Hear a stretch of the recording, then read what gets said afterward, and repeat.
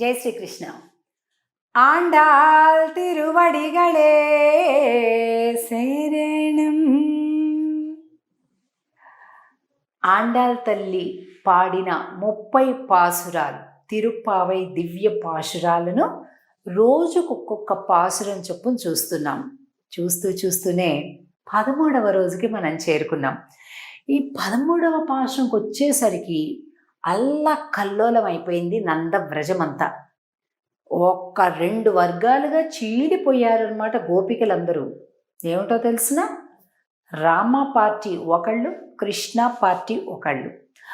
మా రాముడే గొప్ప అని ఒక పార్టీ, కాదు మా కృష్ణుడే గొప్ప, రామ జిందాబాద్, కృష్ణ జిందాబాద్. ఇలాగా గోపికలంతా 2 వర్గాలుగా చీలిపోయారు 13వ పాశురం ప్రారంభ సమయానికి. ఎందుకు? 12వ పాశురంలో చివరిలో మనత్తుకినియానై పాడవం నీవాయ్ తిరవాయ్ అని అంటూ శ్రీరాముణ్ణి తలిచారు. ఏమ్మా, మనం కృష్ణుడి కాలంలో ఉన్నాం, మనం కృష్ణుడి కోసం వెళ్తున్నాం, నువ్వు రాముణ్ణి ఎందుకు తలిచావు అంటూ ఒక పార్టీ ప్రశ్నించేసింది. అయ్యేసరికి కృష్ణుడే గొప్ప అని ఒక పార్టీ, ఏమిటి అలా అంటారు, రాముడే గొప్ప అని ఇంకొక పార్టీ. ఇలా 2 పార్టీలు అయ్యాయి. ఏం మాట్లాడుకున్నారో ఈ వేల్టి పాశురంలో చూద్దాం. పుళ్ళిన్వాయ్ కిండానై பொல்லாவரக்கனை கிள்ளி களைந்தானை கீர்த்திமை பாடிப்போய் பிள்ளைகளெல்லாரும்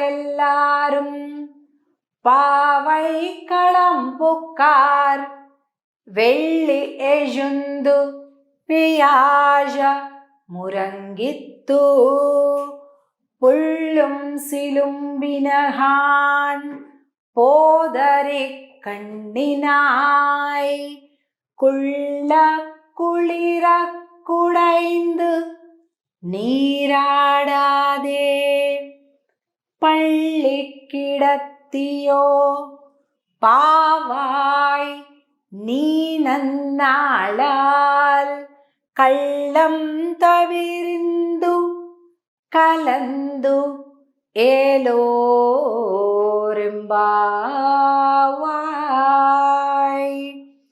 పుళ్ళిన్వాయ్ కీండానై పొల్లావరక్కనే. పుళ్ళిన్వాయ్ కృష్ణుడి పార్టీ ఆమె వచ్చింది. అందరు అబ్బబ్బబ్బ కొట్టుకోకుండా అని ఒక వృద్ధ గోపిక, పెద్ద గోపిక వచ్చి, ఎందుకలా కొట్టుకుంటారు, ఆ రాముడైనా కృష్ణుడైనా ఇద్దరు ఒక్కళ్ళేరా, ఎందుకు కొట్టుకోవాల్సిన అవసరం లేదు అని ఒక పెద్ద గోపిక 2 పార్టీల్ని సర్దుబాటు చేసి, మీరు ఒకసారి కృష్ణుడిది పాడండి, మీరు ఒకసారి రాముడిది పాడండి, మళ్ళీ మీరు ఒకసారి కృష్ణుడిది పాడండి, మీరు ఒకసారి రాముడి గుణం పాడండి అని ఆవిడ తీర్పునిచ్చింది.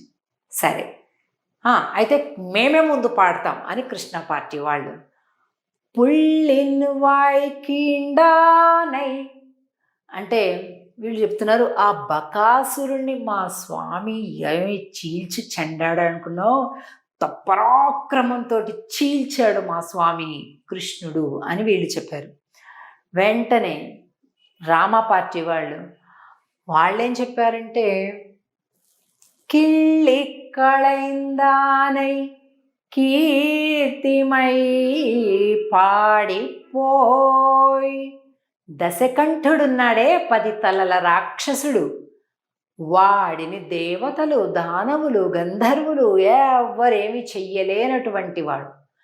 ఎందరినో కూడా తన కాళ్ళ కింద, చెప్పు కింద పెట్టేశాడు దేవతలను కూడా. అలాగా తన బల పరాక్రమాలతోటి అన్నింటినీ జయించినటువంటి అంత గొప్ప రాక్షసుడు ఉన్నాడు కదా, 10 తలలు పెట్టుకొని.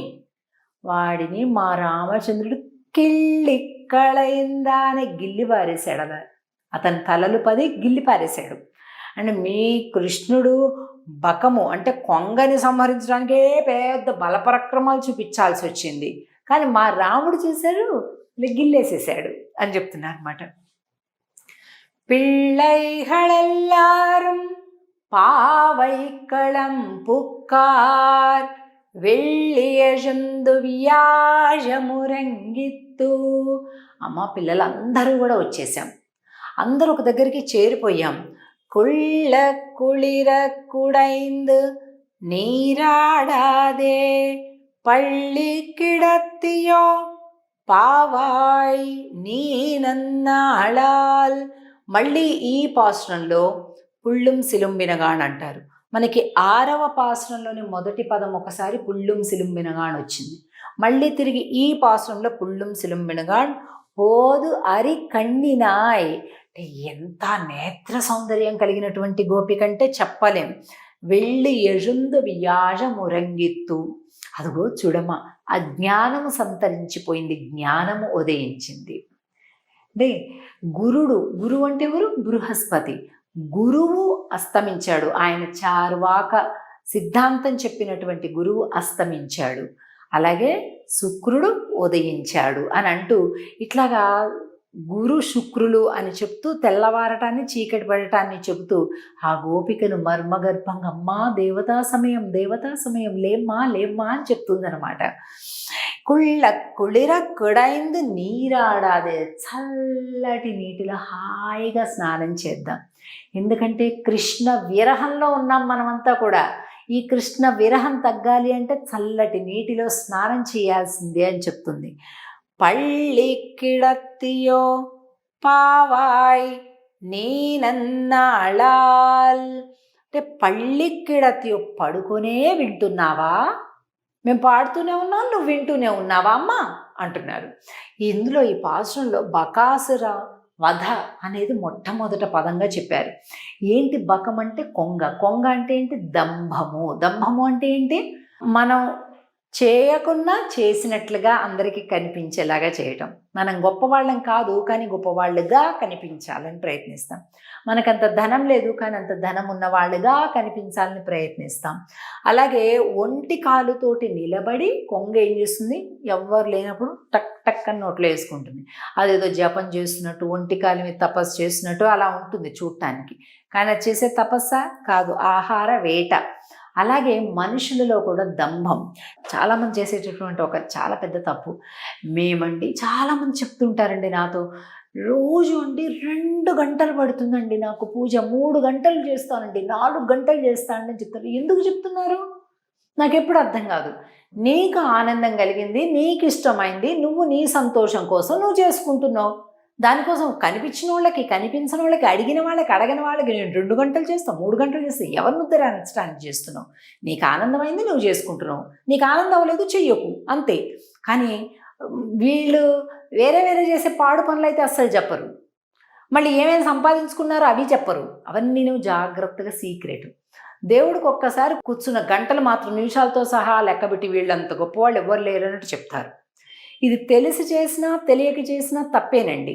ఎవ్వరు కూడా భగవంతుడి ఆరాధనకి మేము ఇంతసేపు అంతసేపు ఎవరికి చెప్పకండి. తిరుపతికండి మేము నెలకోసారి వెళ్తామండి, వారానికి ఒకసారి వెళ్తామండి, అప్ అండ్ డౌన్ ఫ్లైట్ అండి, అంత ప్యాకేజ్ అండి. ఎందుకండి ఇవన్నీ? ఎవరికి చెప్తారు? నీకు ఇష్టమైతే నువ్వు వెళ్ళు, ఇష్టం లేకపోతే వెళ్ళకు, అంతవరకే. కానీ దాన్ని పెద్ద చాటింపు వేసుకోవాల్సిన పని లేదు. అలాగే దాన ధర్మాల విషయంలో కూడా బాబా ఇంకా అదైతే చెప్పలేము. ఎంత అసహ్యంగా ఉంటుందంటే, ఒక్క చిన్న దానం చేయటం బోల్డ్ ఫోటోలు, శాలువాలు, కాండవాలు, ఈ మొమెంటోలు పట్టుకోవటం, ఇటో 10 మంది అంటే ఎందుకు వచ్చిందండి ఇవన్నీ? నాకు అర్థం కాదు. నీకు ఇష్టమైంది నువ్వు ఇచ్చావు, అంతవరకే. దానికి పబ్లిసిటీ ఏంటి? తీసుకున్నవాడు సిగ్గుతో చచ్చిపోయేలాగా. అసలు అలాంటి పనులు చేయొద్దండి.